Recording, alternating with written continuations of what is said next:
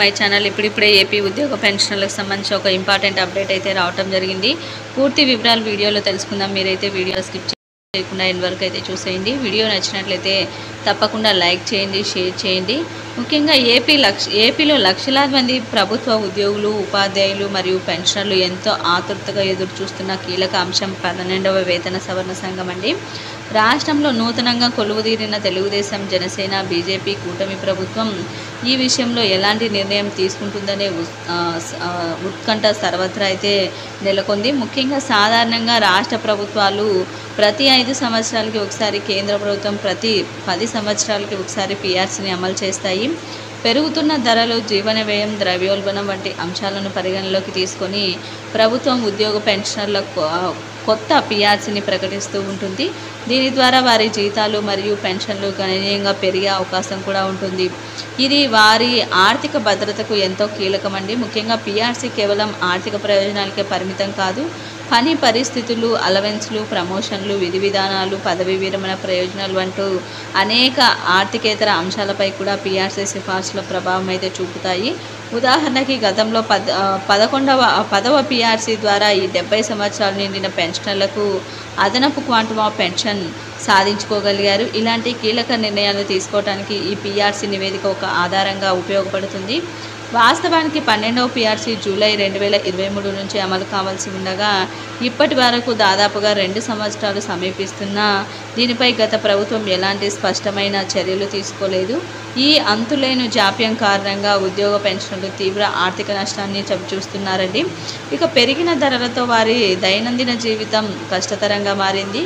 కొత్త పీఆర్సీ ద్వారా అందాల్సిన అదనపు వేతనం ప్రయోజనాలు అందకపోవడంతో వారు కొనుగోలు శక్తి తగ్గి ఆర్థిక ఇబ్బందులు అయితే ఎదుర్కొంటున్నారు.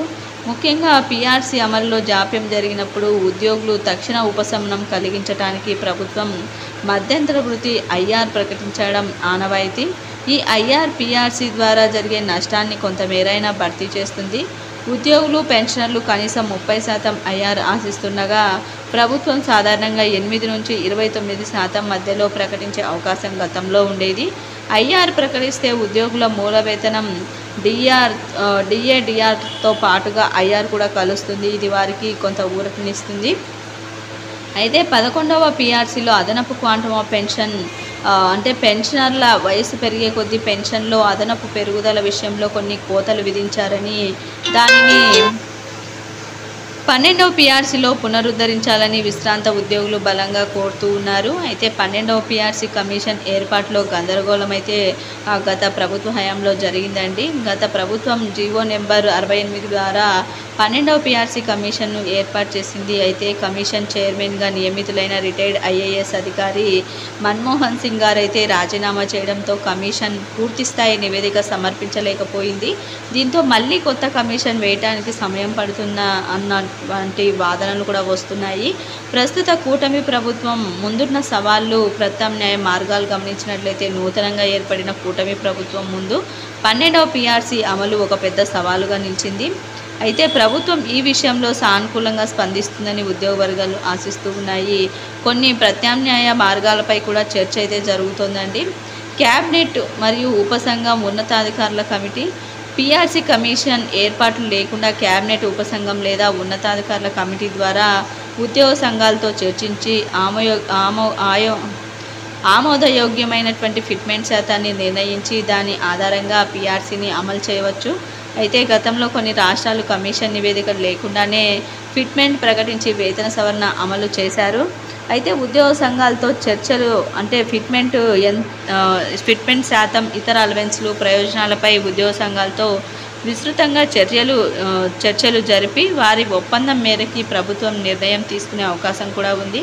ఉద్యోగులు కనీసం 50% ఫిట్మెంట్ ఆశిస్తున్నట్లు సమాచారం అండి. అయితే కొత్త పీఆర్సీ కమిషన్ ఏర్పాటు ప్రభుత్వం పూర్తి స్థాయిలో అధ్యయనం చేసి సమగ్ర సిఫార్సులు చేయడానికి ఒక కొత్త పీఆర్సీ కమిషన్ను నియమించే అవకాశం అయితే ఉంది. అయితే ఇది కొంత సమయం తీసుకునే ప్రక్రియ అండి. తక్షణమే మధ్యంతర వృత్తి ఐఆర్ ప్రకటించాలని, కొత్త పీఆర్సీ అమలుకు సమయం పట్టే పక్షంలో ఉద్యోగులకి ఆర్థిక భారాన్ని తగ్గించడానికి తక్షణమే 20 నుంచి 30% వరకు మధ్యంతర వృత్తి ప్రకటించే అవకాశం కూడా ఉందండి. అయితే దీనికి సంబంధించి 5వ తేదీ అంటే జూన్ 5వ తేదీ జరగబోయేటువంటి ఉద్యోగ సంఘాలన్నీ అందరూ కూడా 10,000 మంది పైనే సీఎస్ గారితో అయితే చర్చించి ఈ యొక్క నిర్ణయాన్ని సీఎస్ గారి ముందైతే ఉండబోతున్నారండి. ముఖ్యంగా ఈ ఐఆర్ ప్రకటన అనేది పిఆర్సీ కనుక నేరుగా ఫిట్మెంట్తో ప్రకటించినా సరే, ఐఆర్ ముందుగా ప్రకటించి తర్వాత పిఆర్సీని ప్రకటించినా సరే ప్రస్తుతం ఉద్యోగులకి ఆర్థిక భరోసా అనేది కల్పించాలని ఉద్యోగులు అయితే ఆశిస్తున్నారు. అయితే దీనికి సంబంధించి జూన్ 5వ తేదీన నిర్ణయం తీసుకునే అవకాశం అయితే ఉందండి. మీకు ఈ వీడియో నచ్చినట్లయితే తప్పకుండా లైక్ చేయండి, షేర్ చేయండి. Thank you for watching.